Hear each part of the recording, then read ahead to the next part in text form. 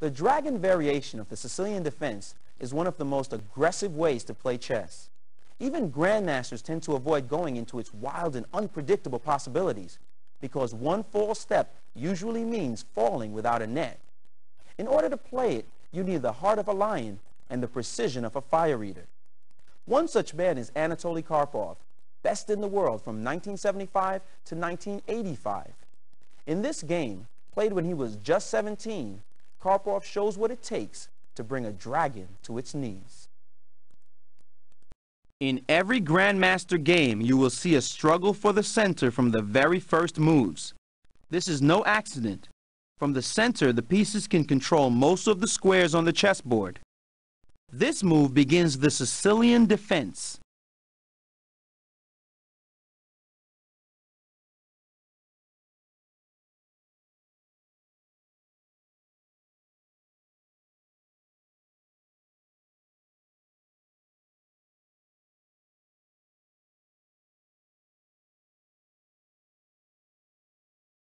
So far, both sides have developed their knights. Soon the bishops will follow, then the rest of the major pieces. This move begins the fearsome dragon variation. Some say that it got its name because the configuration of pawns resembles the star constellation Draco. Whatever the reason, when someone plays the dragon against you, be careful. He or she is out for blood.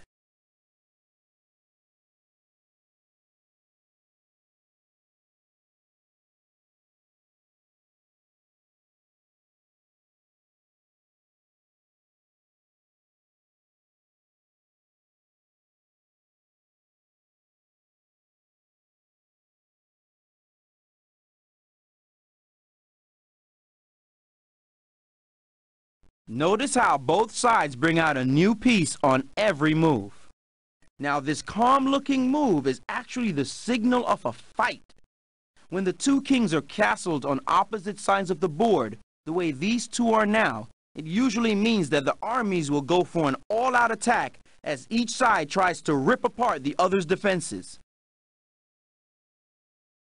The Black Queen, the general in any attack, moves into the sector near White's king. White does not stand still and throws this pawn into the battle. In the dragon, one slow move could be your last. The knight is attacking the bishop.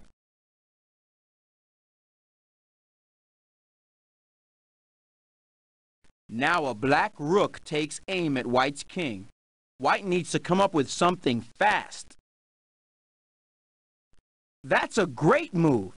White doesn't care about the pawn, he just wants to open up a line so that his rook can get into the attack on Black's king.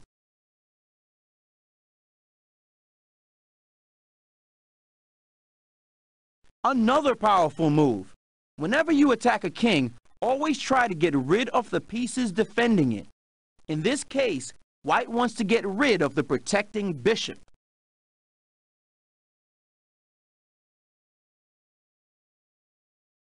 Now White's queen is sniffing around Black's king. Hey, the knight was standing in the way. He just had to die.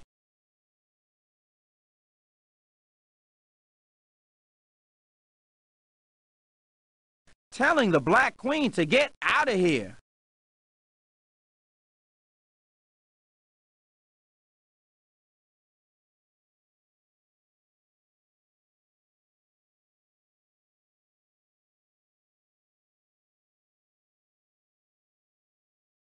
Now, what do you think White did?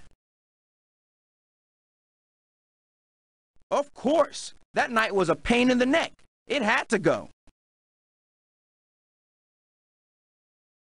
Look at how White brings all the pieces over to attack, but Black is still kicking. Check.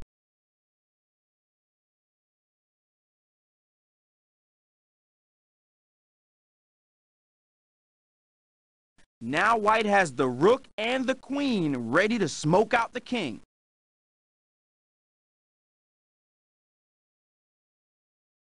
Karpov sacrifices a pawn. What's the reason? You will see in a second.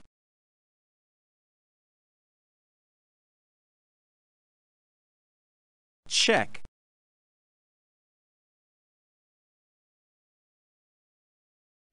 A spectacular move.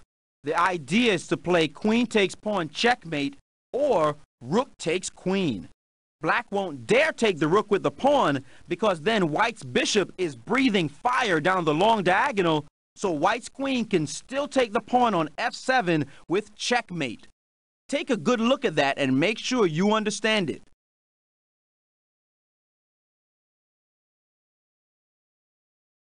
Black had no other choice.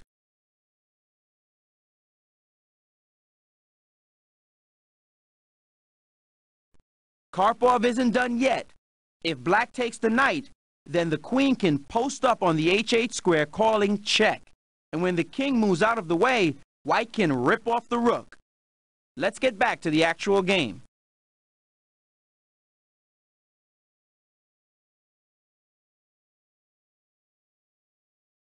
Check.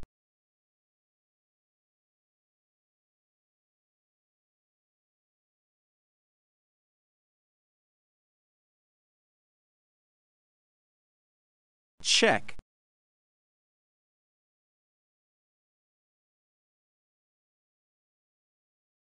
Check.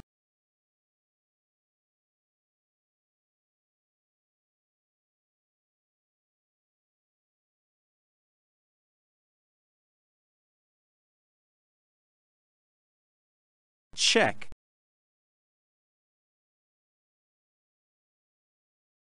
Check. Here black decides he's had enough. If the king moves now, let's say to d8, white could calmly march his pawn with the help of his queen to score. This was a fabulous game, and you can see why even today Karpov continues to be one of the best in the world.